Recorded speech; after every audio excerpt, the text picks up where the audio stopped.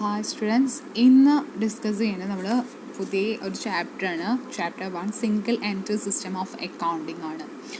പ്രോബ്ലത്തിലേക്ക് പോണേക്കാൾ മുമ്പ് കുറച്ച് തിയറി എന്താണ് സംഭവം എന്ന് അറിയണ്ടേ. അപ്പോൾ തിയറി പാർട്ട് ആദ്യം നമുക്ക് ഡിസ്കസ് ചെയ്യാം, ദെൻ നമുക്ക് പ്രോബ്ലത്തിലേക്ക് പോകാം കേട്ടോ. അപ്പോൾ ആദ്യം നമ്മൾ പഠിക്കാൻ പോണത് സിംഗിൾ എൻട്രി സിസ്റ്റം അല്ലെങ്കിൽ ഇൻകംപ്ലീറ്റ് അക്കൗണ്ട് സിസ്റ്റം എന്ന് ഇതിന് പറയാം. മോഡേൺ ഫിനാൻഷ്യൽ അക്കൗണ്ടിൽ ഡബിൾ എൻട്രി സിസ്റ്റം ആയിരുന്നു ഫോളോ ചെയ്തിരുന്നത്. ഇവിടെ സിംഗിള് എന്താ ചെയ്യണതെന്ന് വെച്ചാൽ which is not based on double entry is known as incomplete accounting system or single entry system.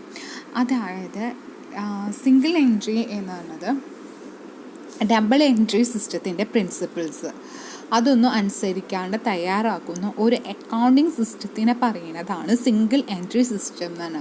അവർ ഇതിൻ്റെ പൂർണ്ണമായിട്ട് അക്കൗണ്ടിങ് സിസ്റ്റംസോ അല്ലെങ്കിൽ അക്കൗണ്ടിങ് ഡബിൾ എൻട്രി സിസ്റ്റത്തിൻ്റെ പൂർണ്ണമായിട്ടോ അത് അതിൻ്റെ പ്രിൻസിപ്പിൾസോ കാര്യങ്ങളൊന്നും പാലിക്കാത്ത അക്കൗണ്ടിങ്ങിനെ പറയുന്നതാണ് എന്തെന്നാണത് incomplete or single entry system എന്ന് പറയുന്നത്.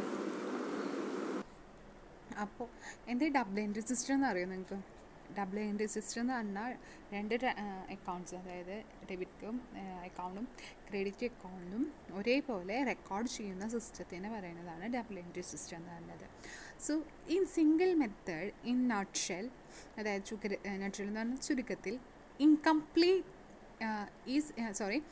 സിംഗിൾ എൻട്രി ഈസ് ഇൻകംപ്ലീറ്റ് ആണ്. കാരണം നമ്മൾ പറഞ്ഞു ഡബിൾ എൻട്രി അല്ലാത്തതുകൊണ്ട്, അതേപോലെ ആക്യുറേറ്റ് അല്ല, പിന്നെ അതേപോലെ തന്നെ അൺസയൻറ്റിഫിക് ആണ്, അതേപോലെ unsystematic style of account keeping ആണ്. അതായത് ഫുള്ളും കംപ്ലീറ്റും ആവില്ല, അതുപോലെ ആക്യുറേറ്റും ആവില്ല, അതേപോലെ തന്നെ അതൊരു അൺസയൻറ്റിഫിക് ആണ്, അതുപോലെ ഒരു അൺസിസ്റ്റമാറ്റിക് വേയിലാണ് ഇവിടുത്തെ ട്രാൻസാക്ഷൻസൊക്കെ എൻട്രി ചെയ്യണത്.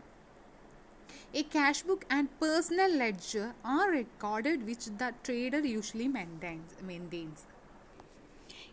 അതായത് ഇപ്പോൾ ഒരു എക്സാമ്പിൾ പറയുകയാണെങ്കിൽ ചെറിയൊരു കട അങ്ങനെയൊക്കെ നമ്മുടെ ഗ്രാമങ്ങളിലുണ്ടാവുന്ന സമയത്ത് അവരൊരു ബുക്ക് വയ്ക്കും, അവരുടെ കച്ചവടത്തിനായിട്ട് ഒരു ബുക്ക് വയ്ക്കും.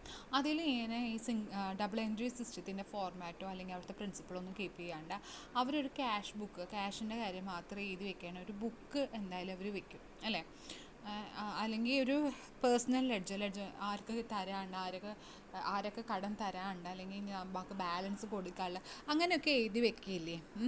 അത് മാത്രമാണ് എന്തിലുണ്ടാവുക സിംഗിൾ എൻട്രിയിൽ അവർ ട്രാൻസാക്ഷനിലും കൂടുതലും മെയിൻറ്റെയിൻ ചെയ്യാറുള്ളത്. ഇനി മെയിൻറ്റെയിൻ ചെയ്യാത്തത് impersonal accounts such as sales account, purchase account, assets accounts, nominal accounts such as salary, rent, wages, അതൊക്കെ ഇവർ കീപ്പ് ചെയ്യാറില്ല, അവരത് റെക്കോർഡ് ചെയ്യാറില്ല. അതേപോലെ no capital account is prepared in books show the investment, അതായത് ഇൻവെസ്റ്റ് ചെയ്ത ബിസിനസ്സിൽ എത്രത്തോളം ഇൻവെസ്റ്റ് ചെയ്ത കാര്യങ്ങളോ അങ്ങനത്തെ കാര്യങ്ങളൊന്നും അത് അവർ എഴുതി വെക്കാറില്ല. അവർ എപ്പോഴും മെയിൻറ്റെയിൻ ചെയ്ത് പോണ ബുക്ക് എന്ന് പറഞ്ഞാൽ ഒന്നെങ്കിൽ ക്യാഷ് ബുക്കോ അല്ലെങ്കിൽ അല്ലെങ്കിൽ പേഴ്സണൽ ലെഡ്ജ് മാത്രമാണ് അവരിത്. അതൊരു കൃത്യമായിട്ടുള്ള ഒരു ഫോർമാറ്റ് കാര്യങ്ങളൊന്നും അവർ കീപ്പ് ചെയ്യില്ല. ഈ കാര്യങ്ങൾ മാത്രം തന്നെയാണ് അവർ മെയിൻറ്റെയിൻ ചെയ്ത് പോകാറുള്ളത്. അതേപോലെ തന്നെ നമ്മൾ സിംഗിൾ എൻട്രീസിൽ എത്രമാത്രം പ്രോഫിറ്റാണ് ഉണ്ടാകുന്നത് എന്നത് കണ്ടുപിടിക്കണം, അല്ല എത്ര ഏൺ ചെയ്തതെന്ന് നമ്മൾ കണ്ടുപിടിക്കണം. അതിന് പ്രോഫിറ്റ് ആൻഡ് ലോസ് എത്രയാണ് ഉണ്ടാകുന്നത് കണ്ടുപിടിക്കുന്ന രീതിയാണ് ഇൻകംപ്ലീറ്റ് അക്കൗണ്ടിങ് സിസ്റ്റം എന്ന് പറയുന്നത്. ഇൻകംപ്ലീറ്റ് എങ്ങനെയാണ് അക്കൗണ്ട്സ് പ്രിപ്പയർ ചെയ്യുന്നതിനൊക്കെ പറ്റിയിട്ടാണ് നമ്മൾ ഈ ചാപ്റ്ററിൽ നമുക്ക് നോക്കുന്നത് കേട്ടോ. ഇനി ടൈപ്സ്, അതായത് സിംഗിൾ എൻട്രിയുടെ ക്ലാസിഫിക്കേഷൻസ് നമുക്ക് നോക്കാം. പ്യുവർ ഉണ്ട്, സിമ്പിൾ ഉണ്ട്, ക്വാസി ഉണ്ട്. അങ്ങനെ 3 ടൈപ്സ് ഓഫ് സിംഗിൾ എൻട്രി സിസ്റ്റമാണ് ഉള്ളത്. പ്യുവർ അതായത് സിംഗിൾ എൻട്രി സിസ്റ്റം തന്നെയാണെങ്കിൽ ഇവിടെ എന്ന് പറഞ്ഞത് under this system only personal അക്കൗണ്ടും അതേപോലെ അതായത് ഡെപ്റ്റേഴ്സിന് അല്ലെങ്കിൽ ക്രെഡിറ്റേഴ്സിൻ്റെ കിട്ടാനുള്ളത് അല്ലെങ്കിൽ കൊടുക്കാനുള്ളത് മാത്രം കെപ്റ്റ് ചെയ്യുള്ളൂ, അതിൽ സൂക്ഷിച്ചു വയ്ക്കുള്ളൂ. അല്ലാണ്ട് റിയലോ നോമിനലോ അതായത് ഇൻകം, എക്സ്പെൻഡിച്ചർ, അതൊന്നും എക്സ്പെൻസസ് അങ്ങനത്തെ കാര്യങ്ങളൊന്നും, അതാണ് നോമിനൽ അക്കൗണ്ട്സ്, അതൊന്നും മെയിൻറ്റെയിൻ ചെയ്യില്ല. അതേപോലെ തന്നെ സബ്സിഡിയറി ബുക്സ്, അതായത് ക്യാഷ് ബുക്കൊന്നും ഇതിൽ മെയിൻറ്റെയിൻ ചെയ്ത് വെക്കില്ല. സബ്സിഡിയറി ബുക്സ് എന്ന് പറഞ്ഞാൽ നമ്മുടെ ക്യാഷ് ബുക്കൊക്കെ അതൊന്നും ഇതിൽ മെയിൻറ്റെയിൻ ചെയ്യില്ല. സിമ്പിൾ ആണെങ്കിൽ എന്താണെന്ന് വെച്ചാൽ പേഴ്സണൽ അക്കൗണ്ടും അവിടുത്തെ മേലത്തെ പറഞ്ഞ പോലെ പ്യുവറുള്ള പോലത്തെ പേഴ്സണൽ അക്കൗണ്ടും അതേപോലെ ഇവിടെ ക്യാഷ് ബുക്കും മെയിൻറ്റെയിൻ ചെയ്യുന്നുണ്ട്. പക്ഷേ സബ്സിഡിയറി ബുക്ക് അപ്പോഴും ഇവിടെ മെയിൻറ്റെയിൻ ചെയ്യുന്നില്ല. കൊയാസി എന്ന് പറഞ്ഞാൽ പകുതി, സിംഗിൾ എൻട്രി സിസ്റ്റത്തിൻ്റെ പകുതി എന്ന് പറഞ്ഞത് പേഴ്സണൽ അക്കൗണ്ട്സും അതേപോലെ എല്ലാ ബുക്സും പേഴ്സണൽ അക്കൗണ്ട്സും ക്യാഷ് ബുക്കും അതുപോലെ സബ്സിഡി ബുക്സും ഇവർ മെയിൻറ്റെയിൻ ചെയ്യാറുണ്ട്. ഇതാണ് types of single entry system എന്ന് പറയുന്നത്. ഇനി ഇതിൻ്റെ അഡ്വാൻറ്റേജസ് നമുക്ക് നോക്കാം. അഡ്വാൻറ്റേജസ് എന്ന് പറയുമ്പോൾ ഇതെന്ന് പറഞ്ഞത് സിമ്പിൾ സിസ്റ്റമാണ് അല്ലേ. ഇതെന്ന് പറഞ്ഞാൽ അക്കൗണ്ടിങ് എന്ന് പറഞ്ഞാൽ സിമ്പിളാണ്, ആർക്ക് എന്തും വേണമെങ്കിൽ ചെയ്യാം. കാരണം അത് വലിയ ഫോമാറ്റും കാര്യങ്ങളൊന്നുമില്ല. പിന്നെ ലെക്സ് എക്സ്പെൻസീവാണ്, അതിൻ്റെ എക്കണോമിക്കലാണ്, അതായത് ലാഭകരമാണ്, അതേപോലെ തന്നെ ലെസ്റ്റ് കോസ്റ്റ്ലിയാണ്, അത്ര പൈസയും കാര്യങ്ങളൊന്നും ചിലവാക്കണ്ട. പിന്നെ എല്ലാ ബിസിനസ് ഫേംസിനും ഇത് സ്യൂട്ടബിൾ ആണ് അല്ലേ. സിംഗിൾ എൻട്രി എന്ന് പറഞ്ഞത് ഏത് ഫേംസിനും കുറച്ച് ട്രാൻസാക്ഷൻസ് ഉള്ളു, അസറ്റ്സിൽ കുറച്ച് ട്രാൻസാക്ഷൻസ് ഉള്ളതുകൊണ്ട് ഏത് ഫേംസിനും ഇത് ഇതാണ്. പിന്നെ എന്താ പറയുക, ഇത് possible record transactions quickly, transaction കാര്യങ്ങളൊക്കെ പെട്ടെന്ന് ചെയ്ത് തീർക്കാൻ പറ്റും. Accounting knowledge is not required, അങ്ങനെ അത്രയും അക്കൗണ്ട് നോളേജും കാര്യങ്ങളൊന്നും വേണമെന്നില്ല സിംഗിൾ എൻട്രി സിസ്റ്റത്തിന് അത്ര. കാരണം സിമ്പിളാണ്, ആർക്കും ചെയ്യാൻ പറ്റണതാണ്, ഏത് ഫേംസിനും അത് യൂസ് ചെയ്യാൻ പറ്റണതാണ്. പിന്നെ ഹൈ ഫ്ലെക്സിബിളാണ്, ചേഞ്ച് ചെയ്യാനും ഇത് ഹെൽപ്പ് ചെയ്യണം. അഡ്വാൻറ്റേജസിനൊപ്പം തന്നെ ഇതിന് കുറേ ഡിസ്അഡ്വാൻറ്റേജസ് അൺസയൻറ്റിഫിക് ആണ്. അതായത് നമുക്ക് തെറ്റ് കണ്ടുപിടിക്കാൻ വളരെയധികം, അതായത് എന്ന് വെച്ചാൽ അൺസയൻറ്റിഫിക് ആണ്, റെക്കോർഡിക്കലല്ല. അതുകൊണ്ട് ഇത് ഇൻകംപ്ലീറ്റഡുമാണ്. അതുകൊണ്ട് ഇത് എന്താണെന്ന് പറഞ്ഞത് ലീഗലി അത് ആക്സെപ്റ്റ് ചെയ്തിട്ടില്ല, ലീഗലി അത് ആക്സെപ്റ്റഡ് അല്ല. ഇറേഴ്സ് നോട്ട് ലൊക്കേറ്റഡ്, ഇറേഴ്സ് എന്താണ്, എവിടെയാണെന്ന് കണ്ടുപിടിക്കാൻ വളരെയധികം ബുദ്ധിമുട്ടാണ്.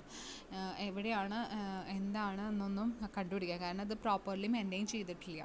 അതുകൊണ്ട് ബുക്സൊന്നും പ്രോപ്പർലി പ്രിപ്പയർ ചെയ്യാത്തതുകൊണ്ട് നമ്മുടെ തെറ്റ് എവിടെയാണെന്നൊന്നും കണ്ടുപിടിക്കാൻ പറ്റില്ല. നോട്ട് ട്രയൽ ബാലൻസ് കാര്യങ്ങളൊന്നും, അതായത് ലെഡ്ജറിന് നമ്മൾ പ്രിപ്പയർ ചെയ്യണില്ല.